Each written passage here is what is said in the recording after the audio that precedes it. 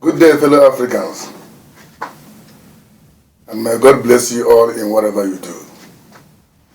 Like here, you are already familiar with this very face, speaking about African unity and the organization called the People's Movement for African Unity. We are an organization that has received a mandate and to unite and to transform Africa. And we have been taking our time to analyze a lot of things about Africa and our history. Today we will be speaking about the elitist mentality of African people. Most often we think that a great thing can only be done by the political elites. But who are the political elites? Who are them? If we want to take example from some of our political elders of the continent we know today, we can speak about Thabo Mbeki, for example. If you think that African unity can only be carried out by politics, by presidents or political elites, then like I questioned earlier, who are the political elites? Who was Thabo Mbeki 60 years ago? It was Mr. Nobody. Who was Paul Kagame 50 years ago? Is Mr. Nobody. Who was Joseph Kabila 20 years ago? Or even 35 years ago? Mr. Nobody. Who was John Kufuor of Ghana 50 years ago? He's Mr. Nobody. So when we stand here and talking about uniting Africa, we are very much aware that most of you will say, but who is those people? Who are those guys to come and unite Africa that Kwame Nkrumah did not do during his time, that Jomo Kenyatta could not achieve during his time? And then who are these guys just come from nowhere and start talking about we are going to unite Africa? Of course, your questions are correct.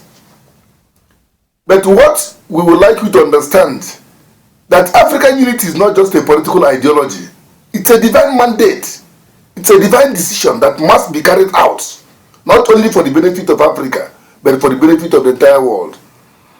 And what we want you to know is that the president and ministers you think are the people who has the ability and knowledge to do great things for Africa. Those people are public servants. They work on their own capacity. I respect what they do, and I cherish the effort they are putting for the good of the various nations of Africa. But when a change is about to come, change is something else.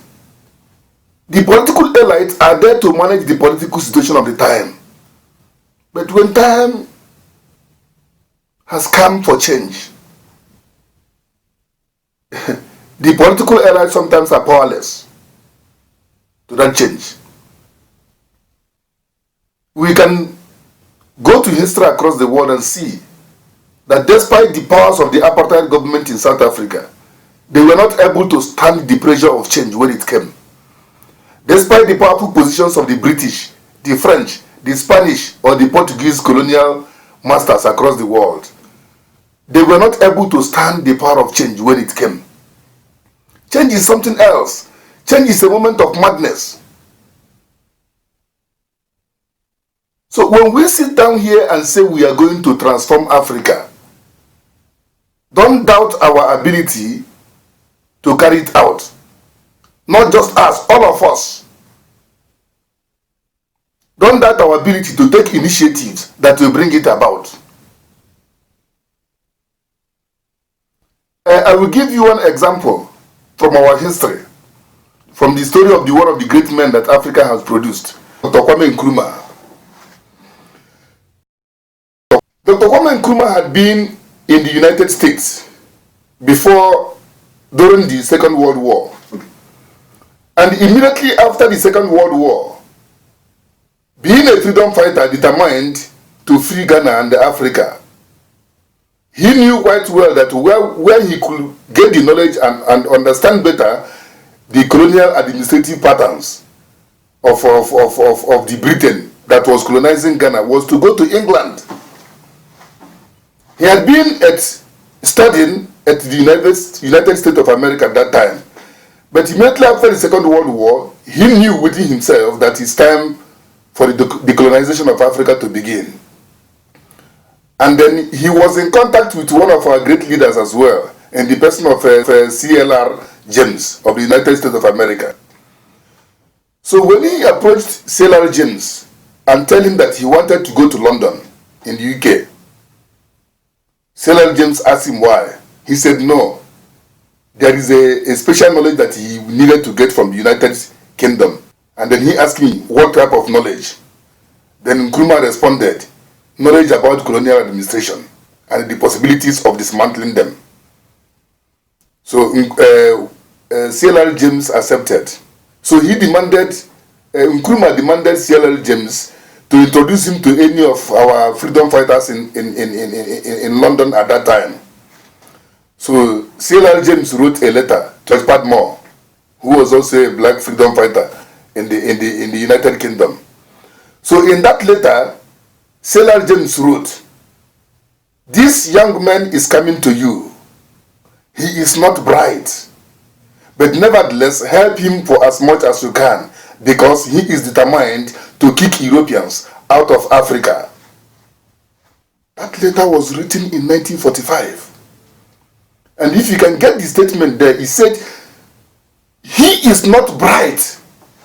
That is, CLR James was telling George Padmore not to judge Nkrumah based on academic criteria.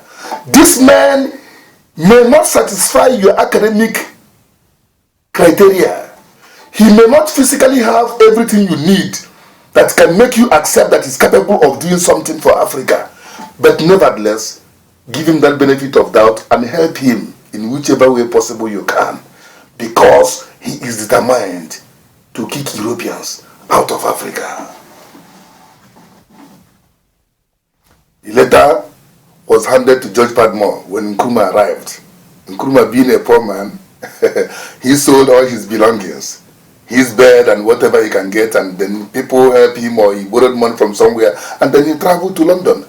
Arriving there, he handed the letter over to George Padmore. George Padmore read the letter and understand what CLR James was saying. Don't judge this man based on academic qualifications or financial power. No. Give him the chance he needs. Assist him to settle in England. And then we will see what comes there later.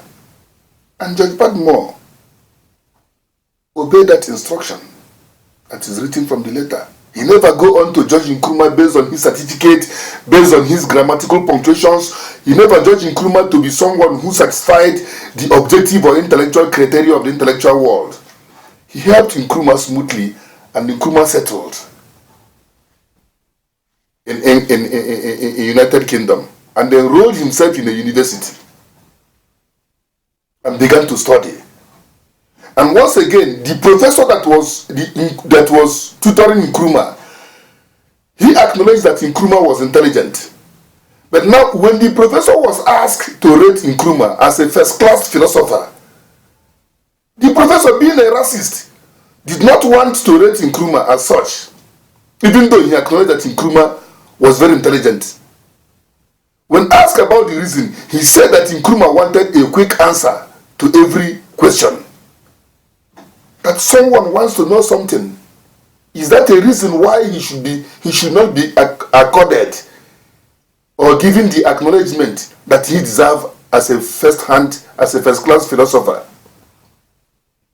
But Nkrumah himself was not interested in human criteria. Nkrumah was not interested in being rated what and what. Nkrumah was interested in the liberation of Africa. He was interested in grabbing the knowledge that could help him to understand the British administrative patterns in Ghana and the entire Africa, so that he could have it as a weapon to fight and destroy them. He was not interested in those things.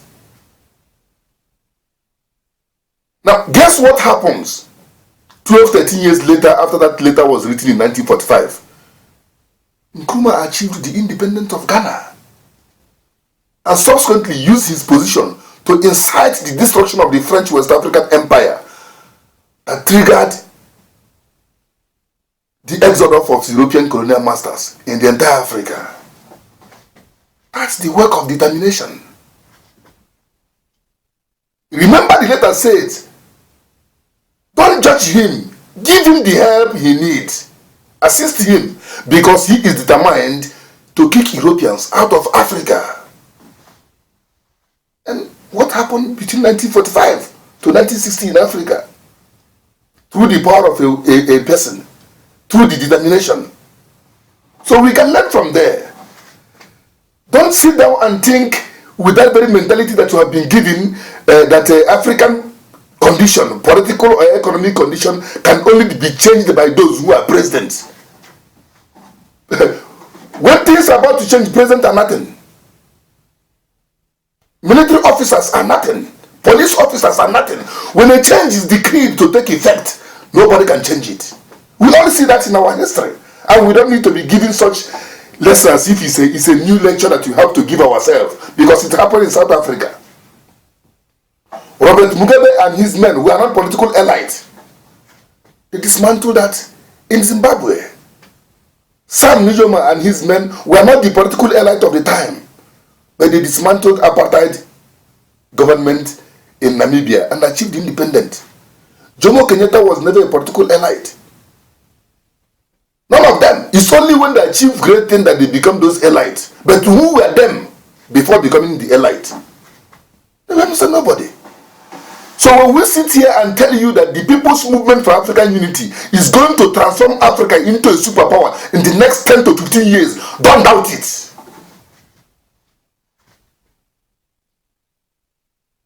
Because the power of God, the power of change, the power of advancement is behind it. The only thing we require of you is to cooperate, to work with us, that all of us may rise and lift Africa to where it should be. We are not disputing the importance of academic knowledge, but you must know that the academic knowledge, the academic world is only there to teach you a knowledge that is already in existence. These are knowledge that are objective. It's already something everybody knows in existence. That's what they do.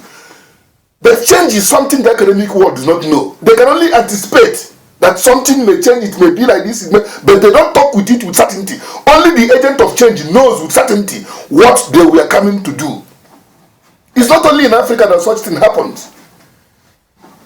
The greatest prime minister in British history, known as Winston Churchill, initially was not passing his examinations. Not because he was not intelligent, but because what is happening in him is not something that the academic world can enrich. At some point, he had to force himself to pass and become a military officer or whatever marine he did. That's fine. Adolf Hitler of Germany did not pass his examination.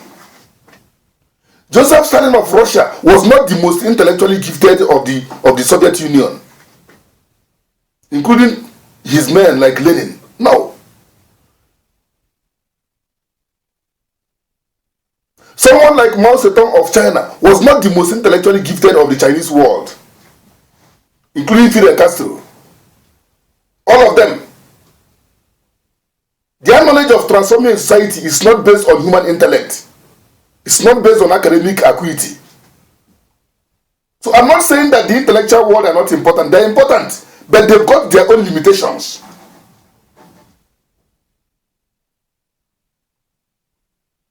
And they know it themselves. That there is a power behind powers. And when those powers rise, you cannot contain them. The best thing for you is to work with that very power according to its dictate, and you'll be fine. But not to oppose it. Because nobody has ever opposed change and be successful. Because according to natural laws, our world is subject to evolution, just as your body is. The beards you are having today on your face, you were not born with it. You didn't have beards when your mother born you. Of course, the beards are inside your body, but it has to take time to grow. As a woman, The breast was inside their body. But it has to take time to evolve and to grow. So each time our body is advancing, we see something different. So it's something applicable to our physical world. There is the laws of evolution. People are growing. The world is growing one step at a time. And the people who created the world created it for its purpose of evolution. So now no human being, no human power can stop that, just like no human being will stop a child from growing. Once a child is born, he begins to see. Once he starts to see, you can't stop him from seeing. Once he develops that ability to talk, you can't say the child mustn't talk. Once they begin to grow to some height, you can't say a child that is born mustn't grow. So also applies to our world. The world is made to evolve. Things change from time to time. Only wise people see that very change and acknowledge what it is and work with it. So we are not undermining the intellectual world. They've got a lot of things to do, the administrative work, the other things they can do, a lot of things they can do within the new Africa. We are not undermining you, but we are saying everything cannot satisfy intellectual criteria. So when you are coming to work with us, come with a clean heart. Don't come here to judge the People's Movement of African Unity and their founders as people who must be this, they must be that. Because you will see those things. Only you will see those things. Only the Divine Masters knows what they are bringing into Africa. And when I'm talking about a divine mandate, some people will like to say, but what is a divine mandate? Well, every philosopher and everybody can give a definition of what he understands in a particular context based on their own experience to it. But in our own context, a divine mandate is a divine decision that must be carried out irrespective of human opinion to it. So the divine world is the supreme world. When they issue a decree, it doesn't matter how much you try to oppose it, you are not going to be successful in opposing it. So the change that is decreed to come to Africa and which will affect many places in the world is not something that is asking for somebody to approve it. We are not asking for anyone to approve it. And that's why we keep on saying we are not subject to governmental control. And we are not listening to anybody except that very mandate. That thing we are told to do is what we are going to carry out. We don't expect anybody to come and talk anything. Because we are not seeing it as a revolution. It's not a revolution in Africa. The revolution had been carried out by our forefathers, Nkrumah, Mandela, Robert Mugabe, Kennedy Kaunda, Sam Nujoma. All these people, they have finished with everything that we can call revolution in Africa. Today, we have a certain level of control of our government. And the Africans cannot start revolting against their own government. But what we are saying that it is time to advance Africa to a higher level. That is decreed. So, we are not seeing our movement as a revolutionary movement, no. The day our forefathers fought and gave us freedom from direct colonial control is the day they laid the foundations upon which we have to take Africa forward. It's not a revolutionary movement we are trying to, no. We cannot revolt against ourselves, like I said earlier. It's not a revolution. The revolution was carried out by our forefathers. When someone gives you freedom, what are you revolting against? You just have to be from that very freedom. Our situation as Africans was like, let me put it this way, Africans were enslaved under the carpet. Now our forefathers liberated us from under the carpet and put us under the table. Now, what this generation of Africans has to do is that they must unite and drive themselves to the top of the table and stay there on the top of the table. That's where we belong. We don't belong under the carpet. Unfortunately, human evil have done that. And by the power of God, they were not permanently successful in keeping us there. We have escaped from under the carpet, come under the table, now we are going to the top. We must, in this generation, drive ourselves to the top of the table. That's where we belong.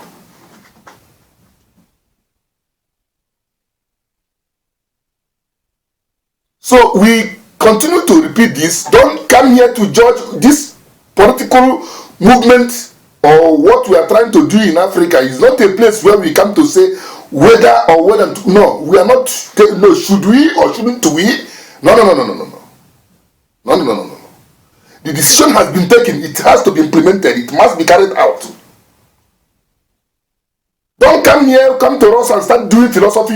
If you want to make academic debate, you go to the university, go to campus, go and sit down on your round table and make your academic. When you come to the People's Movement for African Unity, where we are trying to build a new Africa, please come with your idea to polish what is already given to us on how to implement it and move forward. Not to come and argue whether should we or shouldn't we. No. Please, we are not here for that. The determination has been taken, and it will be like that. So to ordinary Africans, don't sit down and talk about thinking about uniting Africa is something of the elite. It must be present. I know that is the mentality we have been given over the years, to believe that only present are the people or the ministers or the top professors. No, there is a lot of things that elude presidents and ministers. And the academic world, there are things they don't know. Like I'm saying, the president are only managing what is already delegated to them. They manage the status quo to the best of their ability. The academic world teaches knowledges that are already there in existence. But they don't have the capacity to bring something that was not there into being. Only the divine powers. Because the divine powers control the world. The president don't control the world. They live and die. They don't control the world, and they're not allowed to control the world. That's why they come there, the minister in their term of over is over, they go, the other one replacing them. But the divine world remains permanent. They rule the world. They sit down and decide what is appropriate for the advancement of the human race. Because in the first place, it's not human being who created himself. Someone created it. The world is a property that belongs to someone, whether you know it or not. Whether you call him God or astrological forces or whatever you do. There are people who created this world, and they did not create it for nothing. They created it for their own purposes. And when they're introducing their measures to ensure that their purposes are surviving within their own property, it's not something somebody can oppose. And once they mention that this is going to change, anything that can stop that very change from happening will be, they don't mind to destroy the world and start a new world instead of their word to come here and go in vain. It's never going to happen. We've seen that all across the world. So please, without talking longer, we advise you to come to the People's Movement for African Unity with your skills, with your knowledge, and see what best you can do for yourself. You are very important in your academic administrative ability. But please don't come to judge us that we must fulfill your criteria, have social certificate or university degree. Or no. That's not the issue. Thank you. May God bless you. We Africans shall rise, and the African unity will stand. The federal government of Africa that we are preaching will stand by or before the year 2025. And we once again remind you that the African unity is not only for the benefit of Africans. It has a very important role to play in the peace and justice of the entire world. Thank you, and support us. Thank you very much.